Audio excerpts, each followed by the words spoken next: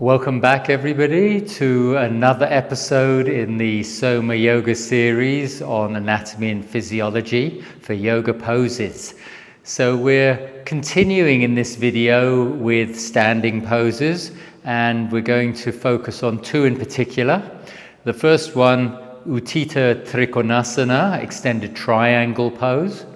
And then the second one, Utthita Pārśvakoṇāsana, extended side angle pose.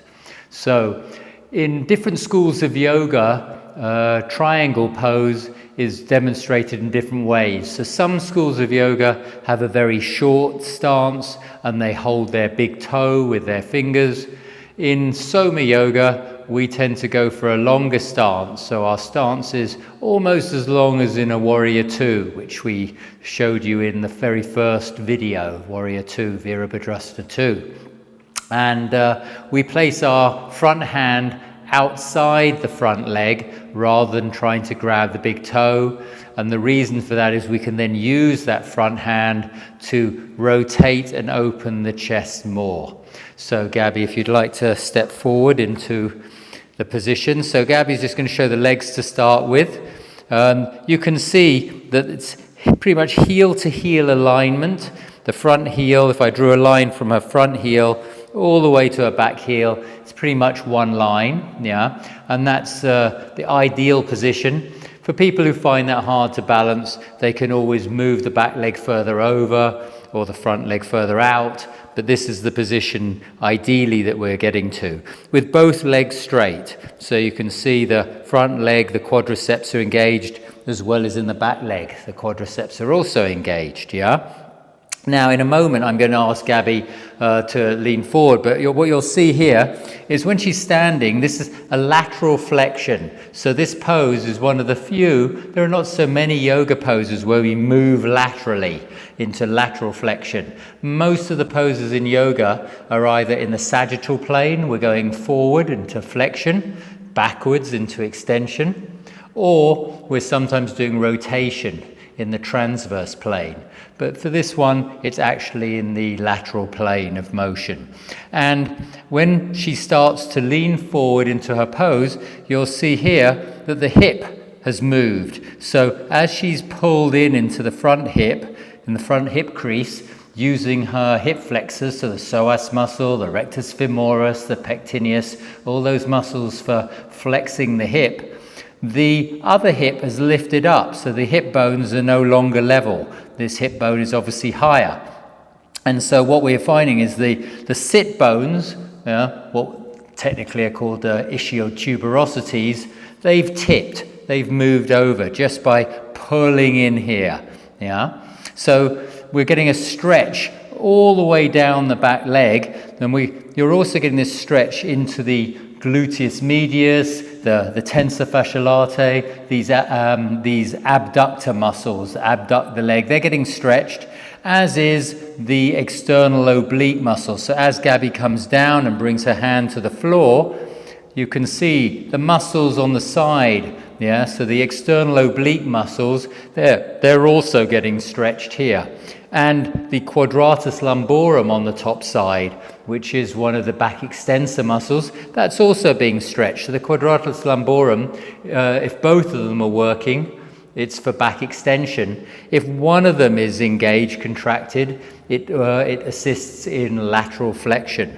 So Gabby's got her front hand, as you can see, down on the floor, and by pressing the fingers away, using the muscles in her shoulder, she's able to turn her chest more, keeping these ribs in. That's it. So we're still engaging in the belly. So in most of these poses, in fact pretty much all the poses, we work our transverse abdominis muscles, those deep horizontal muscles across to keep the intra-abdominal pressure, to take any pressure out of the lumbar spine and the back of the spine.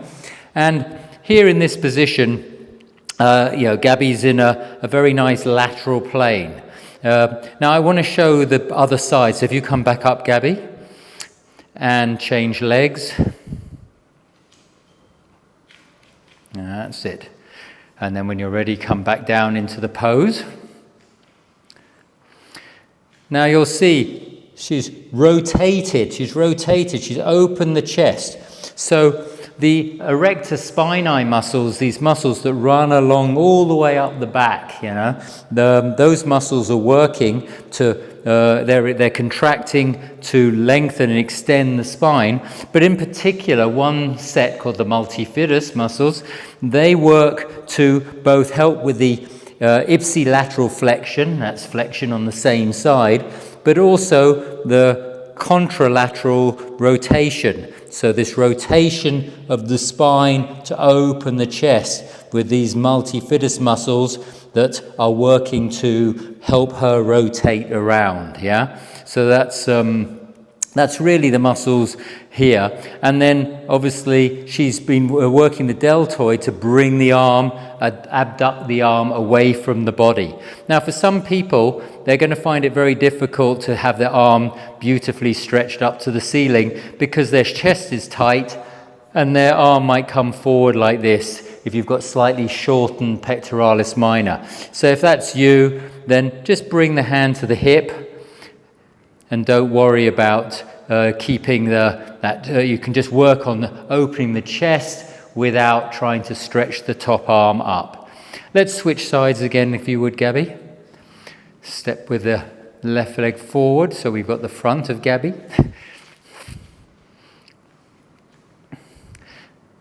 That's it.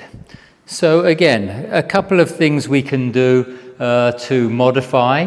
Particularly, I see a lot of students in classes, they go too low, and this is what happens. So the chest starts to turn towards the floor, but they're still trying to keep the arm up towards the ceiling, so the arm's going backwards, the chest is facing the floor, and the hands on the floor. And normally, when I say to them, bring the shoulder back, they have to come up higher, because they don't have Gabby's flexibility, they're not able to reach the floor. So they need to have their hand on their shin, or, and there's an alternative, they can bring the hand onto a block, and that raises the torso a little bit, And the other thing that can be sometimes a problem for some people is the neck, that it's a strain in the neck looking up towards the hand, in which case, you just turn the head to face forward or even to face back down. So for some people, this rotation here, which stretches, you can even see the line here, stretches the sternocleidomastoid muscle, the SCM muscle, but that can be too much for some students. And again, if your hamstrings are a little bit tight, you might want to just put a little bend in the front knee. Will take out some of the strain on the hamstrings. It reduces as well, obviously, the stretch into the gastrocnemius, one of your calf muscles, the main large calf muscle. So that's, again, another modification that we can do. And that's, come back up, thank you. That is Utthita Trikonāsana, extended triangle pose. We're now going to turn to Utthita Pārśvakoṇāsana, extended side angle pose. This is kind of a hybrid between a warrior two and a triangle pose. It's kind of in between. So Gabby, if you'd like to step forward, that's it, coming into, so starting in a warrior two position here, and the lower part, I'm not really going to talk about the legs and the pelvis too much here, because it's the same position, the legs are in the same position in Warrior 2 and in Utthita Pārśvakoṇāsana. So I'm going to focus on what's going on in the trunk and the shoulders and the arms here. So from this position here, Gabby's going to bring her left arm down to the floor, and then the right arm stretching over, that's it. So you can see the palm facing down, arm elongated, stretched. So things again to focus on here. So what did we do? As Gabby leant forward, the muscles on the lower side of her belly, the external obliques, they contracted in order to pull her down. She's still pulling in her transversus abdominis, those deeper muscles that support, increase the intra-abdominal pressure and protect her spine, protect her lower back.